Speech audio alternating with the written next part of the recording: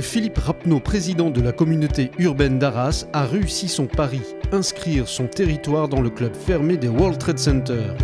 400 personnes étaient conviées à l'inauguration du World Trade Center Lille-Arras et à la remise de la licence.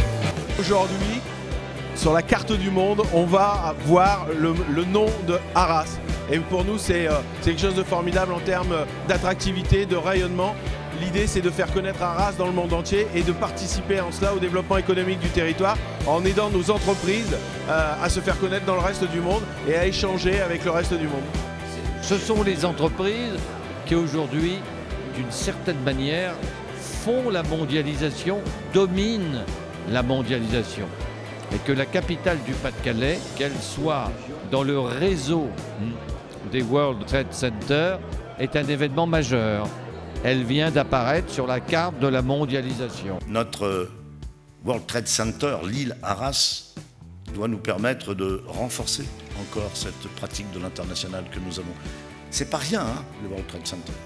Philippe le rappelait il y a quelques instants, 330 implantations dans le monde entier, dans une centaine de pays à peu près sur les 5 continents, avec 800 000 entreprises adhérentes. Et bien dites-vous bien maintenant qu'Arras fait partie de ce réseau. Le World Trade Center, un véritable atout économique et performant pour les entreprises souhaitant se lancer à l'international. Une antenne WTC, c'est un acte d'intelligence économique, n'est-ce pas? Si vous ne l'avez pas, bien sûr, vous pouvez vous en passer. Mais si vous l'avez, alors là, vous existez, là, vous êtes quelqu'un ou quelque chose sur une carte. Et si vous n'êtes pas sur la carte, vous êtes hors du radar, et bien quand on est hors du radar, on n'existe pas. Dans la globalisation que nous connaissons maintenant, c'est fondamental d'être bien placé là. Le World Trade Center est un réseau.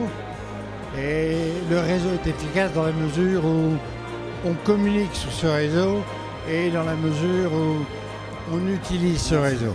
Au World Trade Center de Genève, par exemple, on a à peu près 1200 employés et une centaine d'entreprises. Et il y a un échange qui se fait d'entreprise à entreprise et une émulation aussi et un partage d'expérience. Donc c'est très stimulant. Le World Trade Center, c'est un facilitateur d'affaires sur un territoire. J'imagine bien que sur ce territoire, qui est lui-même frontalier avec les Anglais et surtout la Belgique, eh bien, le World Trade Center Lille-Arras sera ce facilitateur, ce catalyseur d'affaires pour les entreprises et notamment pour les PMI-PME du territoire.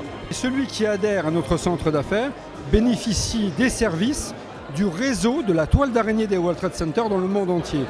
Pour être concret, celui qui adhère à un World Trade Center, à Lille, à Arras, à Metz, peut bénéficier effectivement de la mise à disposition de bureaux à Mumbai, à Bucarest, à New York, à Tokyo.